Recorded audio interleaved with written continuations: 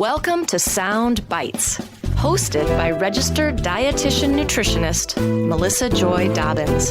Let's delve into the science, the psychology, and the strategies behind good food and nutrition.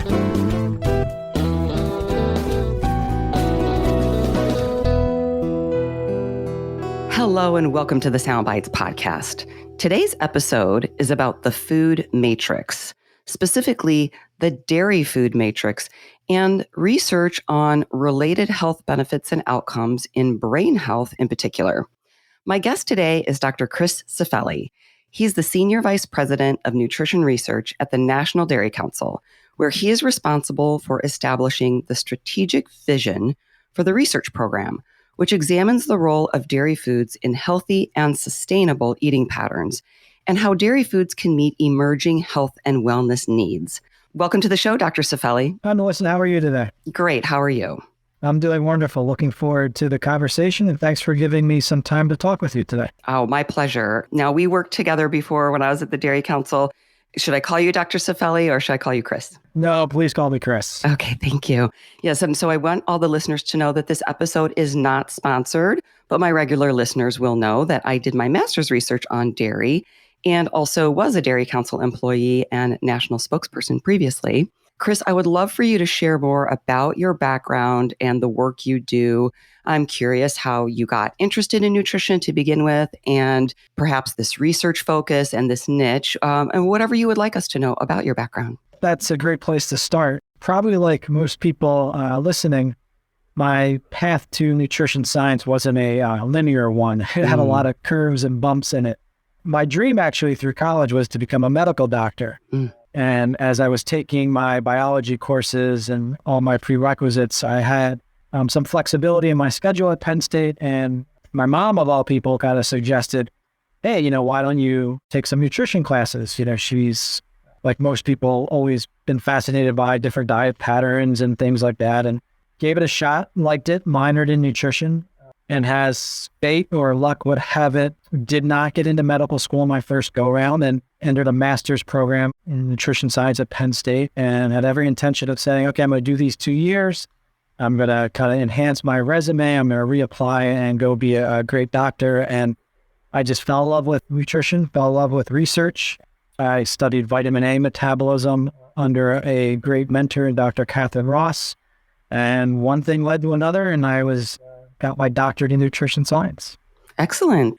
That is very interesting. And I think, wouldn't it have been interesting with all of that nutrition background that you did end up being a medical doctor? It would be fascinating if more doctors had more nutrition science in their education.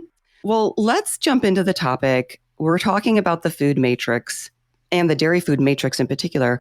But this is a relatively new term, at least to me. So I would love for you to explain, what is the food matrix? Why are we hearing more about this term recently?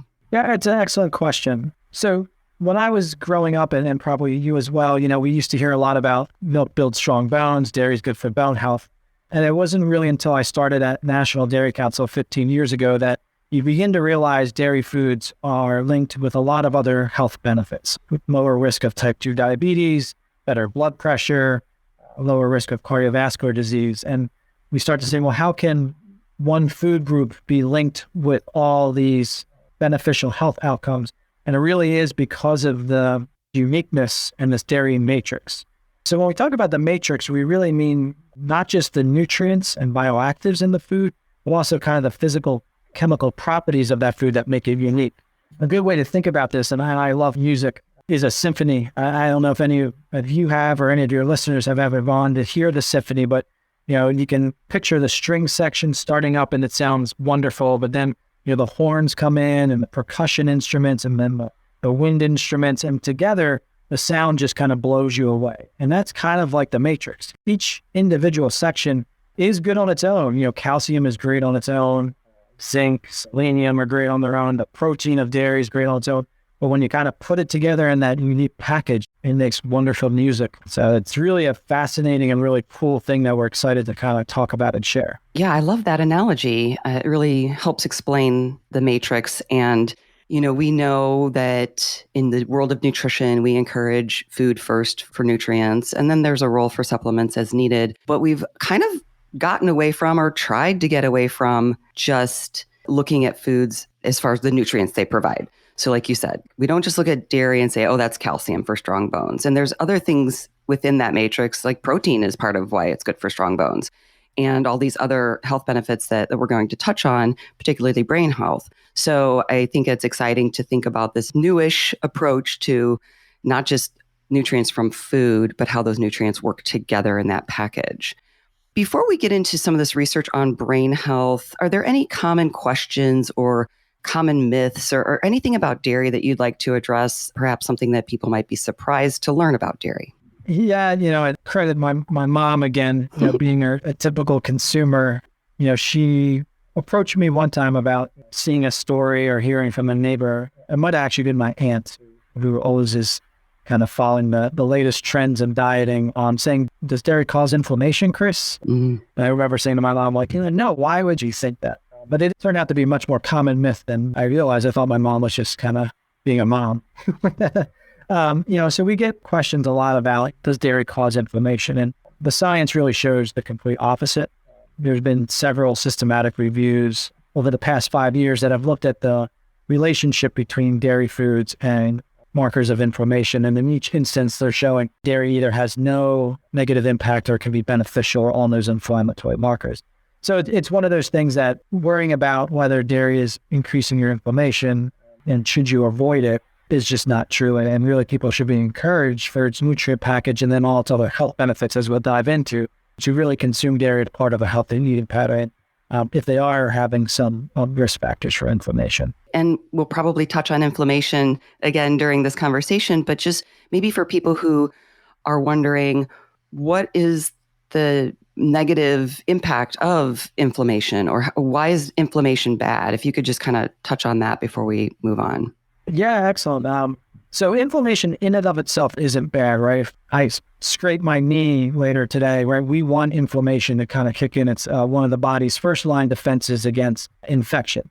Where inflammation becomes problematic is what's called chronic inflammation. And that's where the body is just kind of unable to turn it off quickly. And so you maintain this level of inflammation, which can damage cells, has been linked to increased risk of cardiovascular disease and type 2 diabetes. So you want your inflammatory process to kick up when needed, but then turn off. And in some people, it seems like it stays at a higher level. So one of the things that I found really interesting when we had our call before this interview was some of this new research on brain health and glutathione. So I know there's a research study that you're going to kind of walk me through this study and what it looked at and what it found. So tell us about this. Yeah, this was exciting work. It was done at the University of Kansas Medical Center. It was funded by National Dairy Council, to be transparent. We had seen in a preliminary study that people who drank more milk tended to have, in an associative way, higher levels of an antioxidant called glutathione in their brains. And glutathione helps eliminate free radicals. It's thought to help reduce the risk for things like Alzheimer's and Parkinson's disease. So maintaining normal levels of that in the brain is very important. This was a clinical trial in older adults and looked at people who would consume 3 cups of milk per day for 3 months versus a control group that continued with just their normal amount of dairy intake, which was about 1.5 cups, which is typical for the U.S. adult. And at the end, they confirmed what they had seen in the original observational study, that having more dairy in the diet led to higher levels of this powerful antioxidant in the brain. And so it's exciting because we're all looking for ways to maintain our cognition, maintain our brain health as we age, and just meeting dairy recommendations, adding a cup and a half more milk to your diet each day can be one easy way to kind of help reduce your risk for having some of these diseases later in life. Can you tell us more about the average dairy intake and the recommended amounts, and then specifically the control group versus the test group?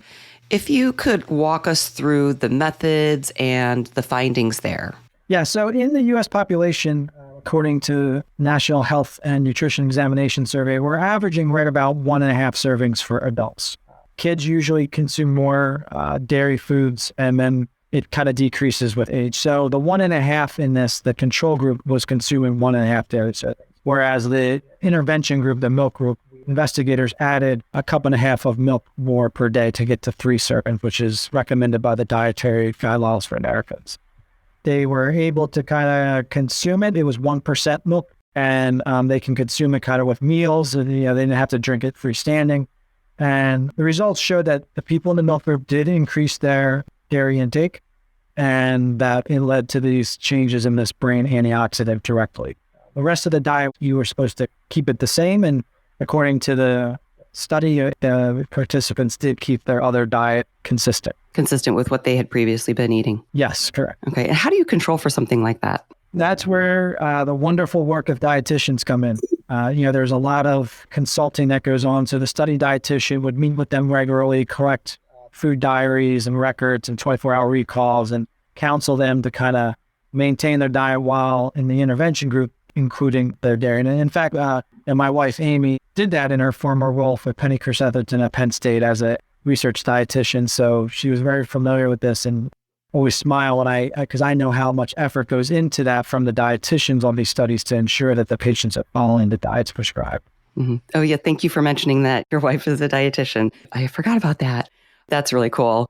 So with every study, there are strengths and limitations. So I'd love for you to discuss that a little bit, and also based on the study findings, how that might inform future research. You said it very well. No one study is ever conclusive, right? It's just another piece in the puzzle. I kind of like to think of science in that way, as you're trying to assemble a puzzle. And sometimes the picture becomes more clear even when all the pieces aren't together, so we can make strong recommendations for certain things. But in other cases, you're kind of just getting the outline of the puzzle, right? And you really can't make out what the picture is going to look like.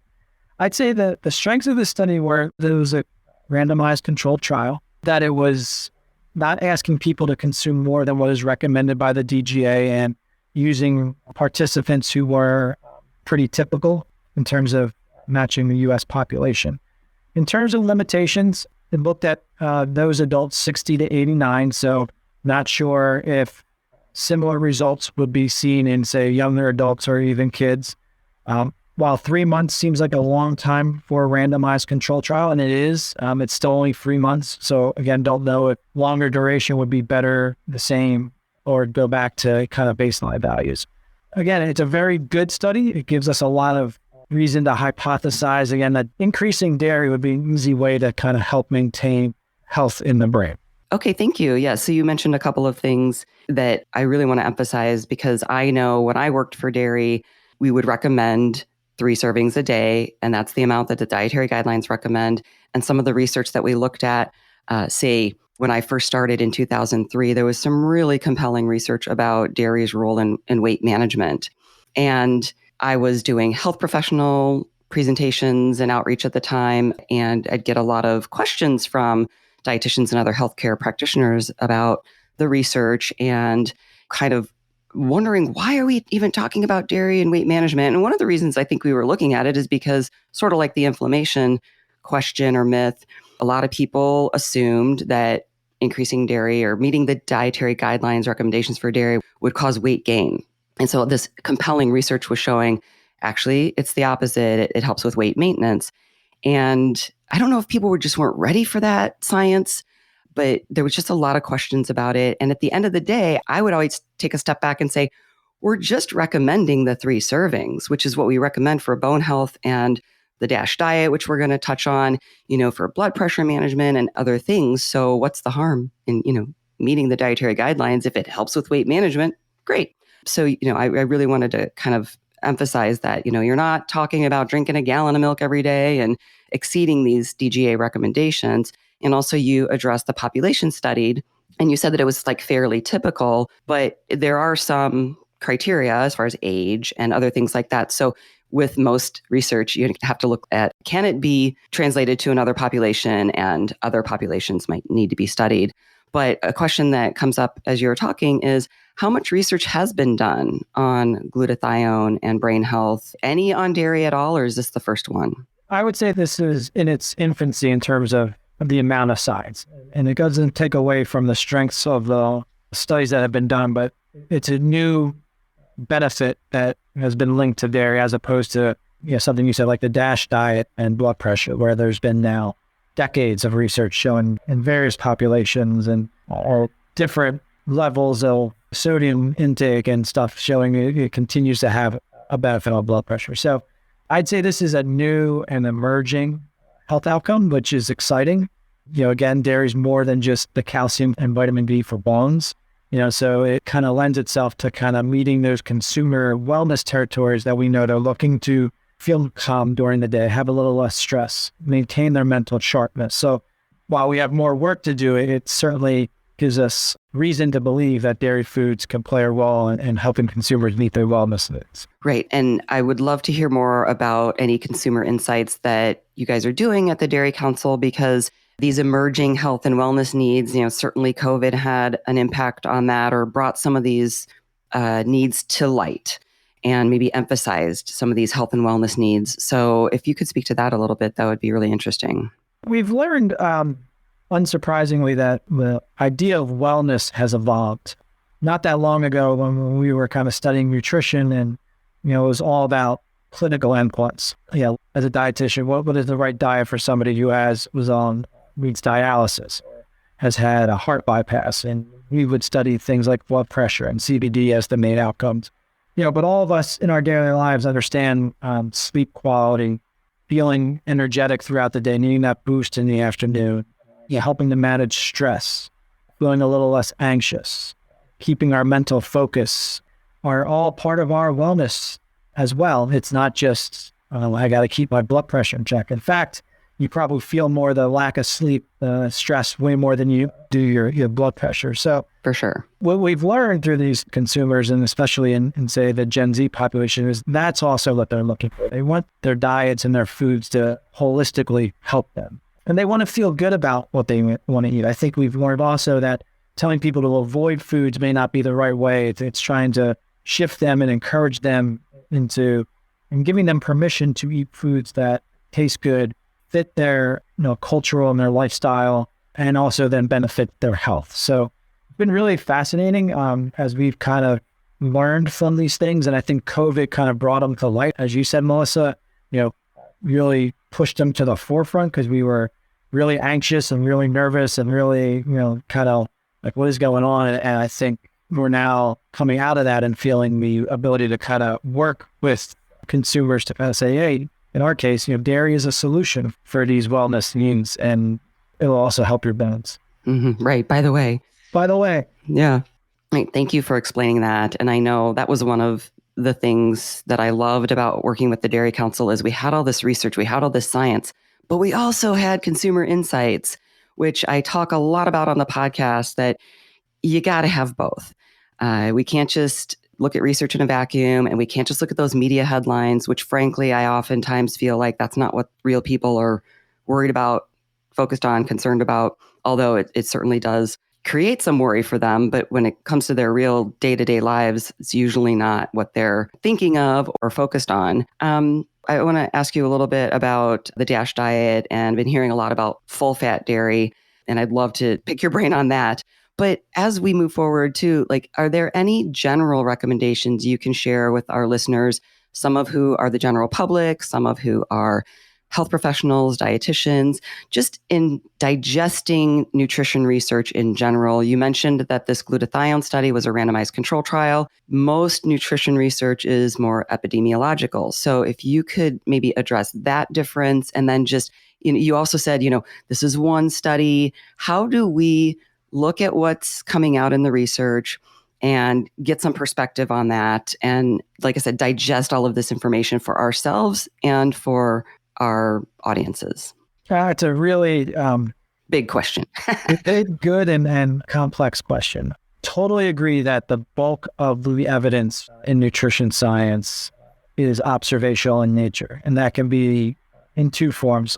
You can use the NHANES data set, which is a nationally representative data set collected every 2 years by the CDC, that you can go in and look at what can people are eating, what are the number one food sources of certain nutrients, so on and so forth. And then you have the larger perspective cohorts A lot of you are probably familiar with the nurses' health studies, the high professional follow-up studies are probably the best known ones, one out of Harvard, all university.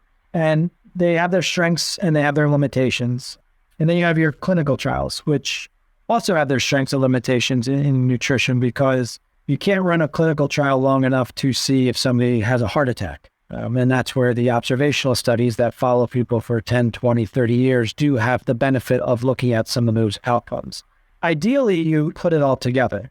You look at the observational evidence with the clinical evidence, and if you see 25 studies that are showing a benefit of, say, the DASH diet on blood pressure, 3, 4, 5 studies that are showing no effect, and maybe one that showed the opposite, you would look there and say, well, the preponderance of the evidence is showing the DASH diet's benefit for blood pressure. And, that gives a strong likelihood that we can make a recommendation. If things are more evenly spread out, maybe 20 neutral studies and 20 beneficial studies, more work needs to be done and better designed studies probably in a clinical setting or FID to help elucidate answers there. It's very complex. The Dietary Guidelines Advisory Committee, which comes together every 5 years, does a wonderful job of asking questions, doing systematic reviews, which is when you pull multiple studies together, put all the data together, and then run statistics on it to see if you see a trend or a result in a given direction based on all those studies. So instead of having one study with 80 people, now you may have 50 studies with 100,000 people. And they have shown that, again, not really surprisingly, that diets higher in fruits and vegetables and whole grains and dairy foods and lean meats are healthier. Whether that's the DASH eating pattern, a more US-centric one, or even the Mediterranean version, they all show health benefits. And there's really good evidence to support that. Okay, thank you. And you mentioned in this glutathione study, there were 73 participants. Is that large, small? Because you're talking about the number of people being studied. It seems pretty obvious, but if you could elucidate a little bit more, like why more people matters. So the study number should be determined by something called a power calculation. So the investigator up front should say, the aim of the study is to look at changes in blend glutathione levels. And based on previous evidence, we need to detect statistical difference. We need to see a change of, say, 5. And then you could do this calculation and it tells you need 20 people per group. And so the number really should be aligned with that power calculation. So I tell people all the time, don't get hung up on the actual sample size. But that said, when you kind of have a lot of studies individually, and maybe the effect sizes are variable, so you're seeing an increase in one study, let's just use blood pressure, because it's a really good example. A change in systolic blood pressure, -5 in one study, but -1 in another study, and maybe it's more up 1 in a different study. But if you pull all that data and then run statistics, you get more confidence of the directionality of the results, as opposed to each of us having to analyze those studies individually. We tried to make it more objective as opposed to subjective in your analysis of multiple studies. Is that a meta-analysis? That would be a meta-analysis coupled with a systematic review, yes. Okay, awesome. So with this dairy and brain health glutathione study, what does the future look like? Like, what are the next steps that you might see that you either or you can speculate on? With a lot of the work we do at National Dairy Council, we're always hoping that we're going to spark others to look at this. And I think you gave a really great example with weight management in the early 2000s. We funded some work that kind of led to people seeing that maybe dairy foods are associated with weight gain, as you noted. And that has spawned into, I don't even know the number if we studied it or Googled it or PubMed searched it real quick, but definitely close to 100 studies since probably 2000 that have looked at the relationship between dairy and weight. So our hope is the same thing will happen. Well, we want to be a catalyst for future work. We want others to either confirm or refute what we see in our studies. That's really the scientific method. We want others to try to replicate it. And if they can't, that's great. That just means, hey, why didn't they see what we saw? What study do we have to do to kind of better understand this? And if they do, that helps, show that we're heading in the right direction and that others are finding what we found. So it's not just the dairy industry showing this, but others as well. So that's our hope with this brain glutathione as well, is that others will be interested in this and look at it as well, maybe look at it in the population, maybe look at it in different races and ethnic groups to see if the same thing, maybe look at on younger men and women, and then we'll get a more clear picture of if dairy really is benefiting that brain antioxidant. Okay, great. And you mentioned that this study was funded at least in part or completely by the Dairy Council. Yes, this one was fully funded by the Dairy Council, yes. So I always ask my researchers who come on the show, what do you say to people who maybe criticize industry-funded research? National Dairy Council has been around for over 100 years. We got our start in the early 1900s, really when E.V. McCollum kind of identified vitamin D and first suggested that it would be good to add it to milk because milk is naturally high in calcium. And so ever since in the U.S., milk's been fortified with vitamin D, and it helped eradicate rickets in a lot of the country. We've prided ourselves since then on being transparent with our science, holding ourselves to the highest scientific integrity, and really, as I said, trying to be a catalyst for others. The way we do that is we have an external advisory board that reviews all the proposals that come in. So we have them third-party reviewed. They provide their scientific expertise to ensure that anything we fund is of the highest scientific merit. So very similar to NIH review or USDA review panel.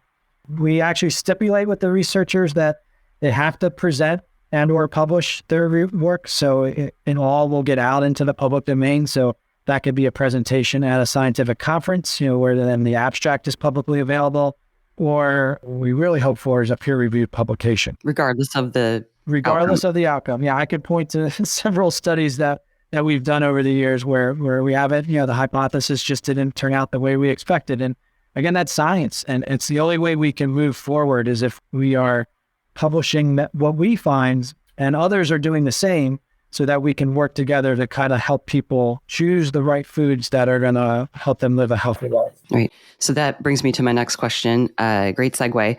I know that there are challenges. Not all research gets published. And I would love for you to speak to that for what you're seeing. I love that you encourage and, if it can't be published, then at least present it at a meeting or something. But if you could speak to that, because I know that it's a unfortunate aspect of research that there are some barriers and challenges to getting everything published.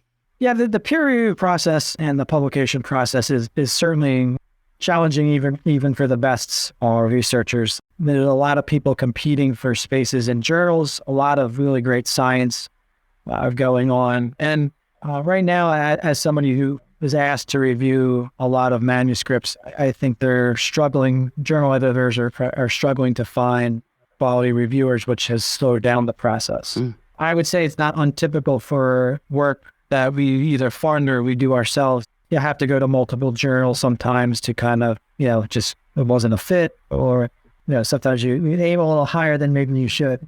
But it does take time to kind of get these things published. And I think as a scientific community, we need to figure out ways to improve the process, which I think we can say for a lot of things. But I always encourage people not to get discouraged. There are ways through societies to present that data. And once it's out there, again, it helps move the field forward, and just to kind of be persistent with the process so that we can get the science out there, because we need it. Without it in the public domain, it really doesn't help anyone. Thank you. Yeah, I love that this is the first time I've heard this concept of, okay, maybe it didn't get published, but it's still getting out into the public domain. It's being presented. It's available to people who can review it or read it, and especially if they're interested in that particular topic and maybe doing research in that area. So that's great. So what about this full-fat dairy and health? I've seen a lot of social media about this, but I haven't taken a deep dive myself. So I wanted to take the opportunity to ask you, what's the research going on there, and why, and what kind of findings are you seeing? I know it's related to the DASH diet, at least some of it. This really gets back to our opening where we talked a little bit about the matrix. And it's not unique to dairy. There are other foods, I think avocados, nuts, that have high fat levels, that the eggs are another example of cholesterol, that in the past, I think have been demonized for having a higher level of, say, fat or cholesterol or sodium in them. And certainly understandable, right? From a public health perspective, we're trying to give people guidance to eat foods that are going to reduce their risk of disease, allow them to live a happy, healthy life, function into their older years, and so on. When it comes to full fat milk or yogurt or cheese, I think the unfortunate thing was, people perceived maybe it was increasing weight or had a lot of saturated fat, or, in cheese's case, could also be higher in sodium, and eliminated those foods or maybe reduced the amount they were eating unnecessarily from a health perspective. The body of evidence clearly shows that full-fat dairy products are not contributing to your cardiovascular risk. They're not increasing weight gain. They're not leading to a worse blood pressure or type 2 diabetes. In fact, in a lot of instances, it's showing the opposite. You mentioned the DASH diet. There was a study, probably 6 or 7 years ago now, that replaced the lower fat varieties of dairy in the DASH diet, which, for those of you who just need a quick refresher, the dietary approaches to stop hypertension diet is high in fruits and vegetables and whole grains and dairy, and had low saturated fat and sodium. So naturally, lower fat dairy varieties were used in the original DASH study, which came out in the late 90s. This was a study we funded. We replicated the DASH diet and showed that putting full-fat dairy products in didn't change the results. You actually saw the same blood pressure reductions. You actually saw a little bit of improvement in some of the other cardiometabolic outcomes like HDL cholesterol, which again isn't surprising because that's linked to fat intake as well. So that's just one example of many that have looked at this idea. We've seen cheese doesn't increase LDL cholesterol as you would predict based on the fat level in studies. So it's this unique matrix, because you look at the numbers and you say, wow, dairy's got sat fat. Cheese has a lot of fat in it, right? That's mostly fat of protein, and it should, increase your risk for CVD based on the linkage between sat fat and LDL cholesterol, and then LDL cholesterol and cardiovascular risk, and you see the opposite. And the most recent example, Melissa, is really the study that came out earlier this year that looked at mortality in the U.S. using NHANES and dairy, and showed that dairy intake in total, so regardless of fat level, was linked with lower cardiovascular mortality and was not linked to all-cause or cancer mortality. So clearly there's something about the dairy matrix that's helping drive these results. Okay, yeah, I was going to say why, and it's potentially the mechanism is involved with the matrix. Yeah, so milk fat is packaged in a unique membrane. So think of like a basketball. You have your outer membrane, and inside, where there's air, that's where all the fat would be held, and it's called the milk fat globule membrane. And it's studded with proteins and different things. And in and of itself, the milk fat globule membrane seems to have beneficial effects. So not only is it helping kind of get the fat delivered to your intestinal cells and then into the body, but also maybe modulating all health benefits on its own. So again, this is something that's emerging and we're just learning a lot about, but it is unique to dairy. And you're seeing this matrix effect of how the fat is processed. And again, dairy's a great example, but almonds and nuts and avocados, again, right, they're high in fat, and yet you see clearly opposite things due to maybe the fiber in there or how it's digested. And we just can't wrap our heads fully around it yet, but I'm sure we're going to understand it more and more in the coming years. Thank you. Yeah, I know seeing that correlation, sometimes if it's a randomized control trial, you can look at causation, but then that mechanism. I remember with the weight management research, we were looking at the potential mechanism. And it seems like with the DASH diet, and I'm glad you specified dietary approaches to stop hypertension, we learned, calcium and potassium are important for blood pressure management, not just the sodium. And that, unfortunately, I think is something that's still lost on a lot of people, that I think is just as important to shout from the rooftops as, we need more produce. And we need more fruits and vegetables in our diet. We need more fiber. Blood pressure is not just about sodium. So thank you for sharing more about that. Is there anything else that you wanted to touch on with regard to dairy being linked to positive health outcomes? I would love to talk a little bit about lactose intolerance. When I first started with the Dairy Council in 2003, I had just come off of being a supermarket dietitian. And prior to that, I had been an outpatient diabetes educator for 5 years. And prior to that, I did clinical. And I was surprised that the Dairy Council wasn't really talking a lot about lactose intolerance. And frankly, I learned things like yogurt is well tolerated for many people with lactose intolerance because it has live and active cultures, and a lot of hard cheeses have very little lactose. And even milk that has a lot of lactose Some people can tolerate small amounts and gradually increase it. And to me, that was like, oh my gosh, I have so many patients who would be so excited to hear this information, because in general, people would say, I like dairy, but it doesn't like me. And frankly, I would tell them to go get some calcium fortified orange juice. And I'm so sorry that I did that, but I didn't know any better. So I think that by the time I left the Dairy Council in 2011, I was so excited. We're talking all about this lactose intolerance and the research going on.